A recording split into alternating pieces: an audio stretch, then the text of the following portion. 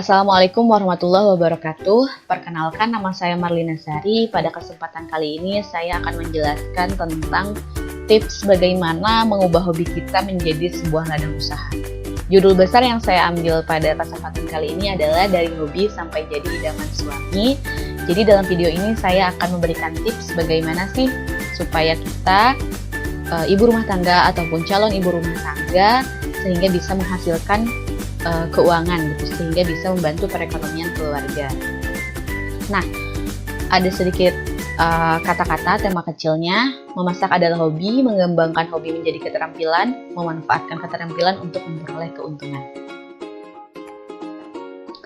Nah, bagaimana sih cara mengembangkan kemampuan memasak menjadi usaha? Nah, jadi pada kesempatan kali ini saya juga memfokuskan hobi yang kita akan bahas kali ini adalah hobi memasak ya, karena kemarin dari data yang saya dapatkan ada beberapa ibu dan juga calon ibu rumah tangga yang mencantumkan hobinya itu adalah memasak.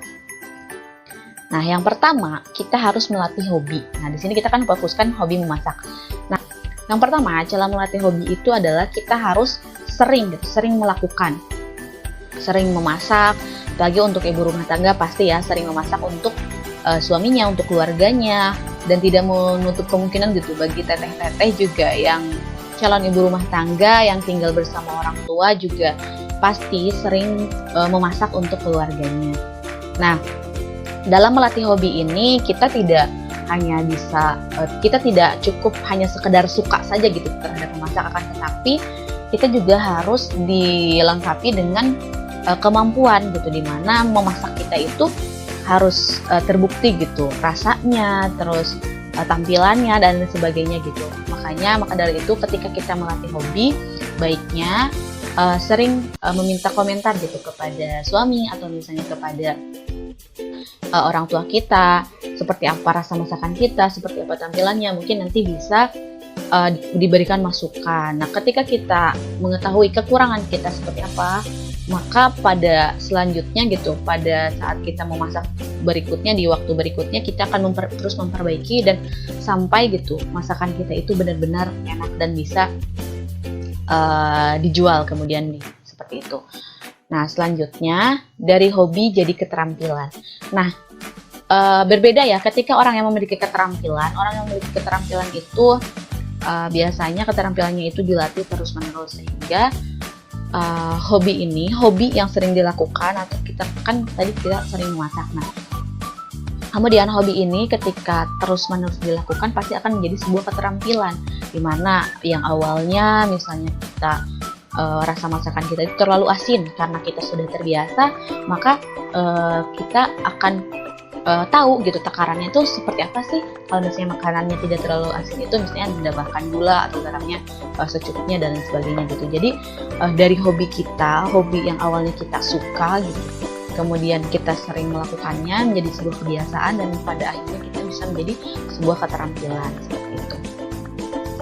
Selanjutnya keterampilan menjadi keuntungan. Nah, sekarang kita juga harus mengubah gitu dari keterampilan kita itu supaya menghasilkan keuntungan. Tadi ya, kembali lagi, apalagi di masa pandemi COVID-19 ini, kebutuhan ekonomi itu semakin meningkat, namun cara memperoleh uang itu sulit gitu.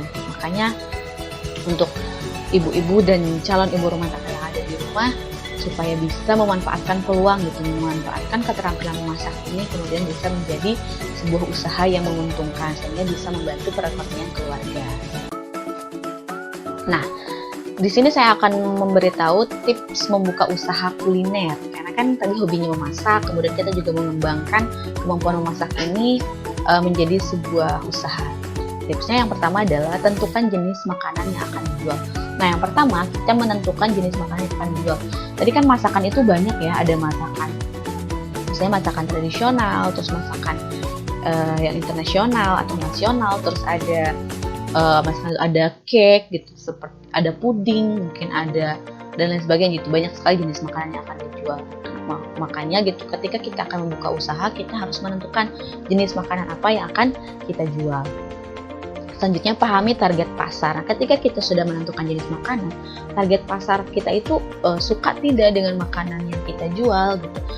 bagaimana di pasaran itu, apakah makanan yang kita pilih ini benar-benar disukai, siapa yang menyukai, misalnya anak-anak, orang tua, atau semua kalangan, seperti itu. Baiknya makanan yang disukai oleh semua kalangan, sehingga peluang usahanya itu semakin besar. Selanjutnya, buat konsep bisnis. Nah, konsep bisnis ini sangat penting ya. Jadi kita itu ketika kita sudah tahu jenis makanan apa yang akan kita jual, kemudian kita juga tahu di pasaran itu seperti apa. Nah, kita buat konsepnya, konsep bisnis yang akan kita bangun itu seperti apa. Mau online atau offline atau mau keduanya, seperti itu. Nah, baiknya saran saya gitu di masa pandemi ini, baiknya konsep bisnis yang kita buat ini adalah konsep bisnis yang bisa dilaksanakan secara online gitu. Jadi bisa memudahkan kita menjangkau pasaran. Seperti itu. Kalaupun misalnya kita mau membuka secara langsung, berarti kita harus memperhatikan protokol kesehatan yang penting itu. Desain produk yang menarik. Nah, ini pasti sangat dibutuhkan gitu. Apalagi ketika kita menjual makanan itu tadi kan, misalnya kita konsep bisnisnya itu dua, ada yang bisa dimakan di tempat, ada yang di take care gitu, bisa dibawa pulang. Nah, maka desain produknya ini harus yang menarik gitu, karena biasanya atau yang diiklankan juga kan pasti desain produknya itu menarik gitu. Kalau misalnya yang tidak menarik, kadang gitu orang itu menilai rasa itu biasanya dari tampilannya terlebih dahulu gitu ya. Nah, meskipun kita harus menyeimbangkan gitu, rasanya harus bagus gitu, harus enak, kemudian desain produknya juga harus menarik untuk menggait sasaran. Nah, di sini saya memiliki contoh, misalnya kita membuka usaha di bidang kuliner, yaitu makanan cemilan, yaitu seblak kuah sehah misalnya judulnya atau nama makanannya. Nah, ini gambar seblaknya salah satu contohnya. Nah, ini tadi kemasan yang saya jelaskan tadi ya, yang menarik. Ini juga harus kita iklankan gitu ya. Ketika kita sudah punya produk, maka kita harus iklankan. Nah, di sini ini ya, misalnya ini yang bisa dimakan di tempat itu seperti ini. Ini yang bisa dibawa pulang, jadi harus ada kemasannya. Atau misalnya ada juga yang sekarang kan banyak ya seblak-seblak yang dijual yang belum dibumbu gitu atau belum dimasak. Jadi kita bisa memasukkan bahan-bahannya aja, terus bumbunya dipisah, kemudian biarkan orang yang membeli gitu yang memasaknya. Nah, itu menurut saya wawasan jangkauannya itu akan lebih luas gitu, seperti itu. Nah, kemudian yang kelima, perhatikan juga lokasi usaha. Nah, usahakan gitu lokasi tempat penjualannya ini yang bisa dijangkau oleh orang-orang gitu. Jangan sampai orang-orang tidak tahu gitu bahwa kita sedang berjualan. Kemudian buat rencana anggaran. Rencana anggaran ini yaitu pemasukan dan pengeluaran seperti itu. Terus bahannya berapa, terus uangnya modal kita dipakai untuk apa saja dan sebagainya seperti itu.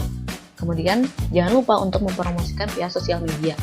Tadi ya ini bisa salah satu bentuk diiklankan atau dipromosikan melalui sosial media, di mana tempatnya menarik, terus kita juga menjelaskan produk ini ada apa saja gitu, isinya, kemudian rasanya seperti apa.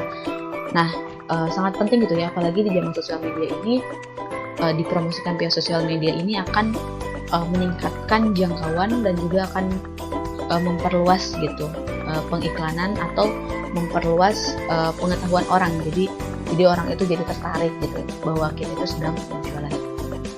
Nah, kemudian jangan lupa untuk daftarkan ke lapak online. Tadi kan akan dijual secara online gitu, maksudnya akan bekerja sama dengan perusahaan-perusahaan online, jadi jangkauannya itu lebih luas. Nah, banyak orang yang bertanya, bisnis apa yang bagus? Jawabannya, bisnis yang bagus adalah yang dibuka, bukan ditanyakan terus. Artinya, ketika kita memiliki kemampuan, tadi kan memanfaatkan hobi kan judulnya. Jadi ketika kita memiliki hobi, maka kita salurkan gitu hobi kita untuk membuka usaha gitu. Jadi jangan terus bertanya-tanya ke orang, kira-kira yang ramai dijual ini apa ya, yang kira-kira laku dan sebagainya. Jangan seperti itu, tapi kita usahakan gitu tapi kita harus memikirkan terlebih dahulu ya seperti apa pasarannya. Jangan tadi sudah saya beritahu gitu, tapi jangan terus-terusan kemudian kita terus-terusan memikirkan sampai akhirnya kita tidak jadi gitu membuka usahanya. Nah, makanya yang paling penting adalah usaha itu harus dibuka, kita harus mencoba seperti itu. Nah, dari hobi sampai jadi idaman suami. Tadi kan temanya tentang pintar masak. Istri idaman itu yang pasti pintar masak. Bisa merawat rumah tangga, mengurus keluarga dengan baik, dan juga bisa menghasilkan uang. Semoga dari tips ini ibu rumah tangga dan juga teteh-teteh calon ibu rumah tangga bisa terinspirasi untuk membuka usaha, salah satunya di bidang kuliner. Nah, tadi contohnya itu saya memberitahukan tentang seblak ya, tapi masih banyak sekali makanan-makanan atau jajanan-jajanan, terus masakan-masakan lain yang diminati di pasaran gitu. Boleh, mangga silakan untuk mencari referensi lain, mencari informasi lain. Sekarang banyak di internet gitu untuk usaha apa sih yang paling cocok dibuka oleh teteh-teteh dan ibu-ibu semua. Dan yang paling penting adalah kita harus berani untuk membuka usaha itu, karena usaha yang baik itu adalah usaha yang dibuka, bukan yang usaha yang ditanyakan terus menerus seperti itu. Baiklah, sekian dari saya, semoga bermanfaat. Terima kasih. Assalamualaikum warahmatullahi wabarakatuh.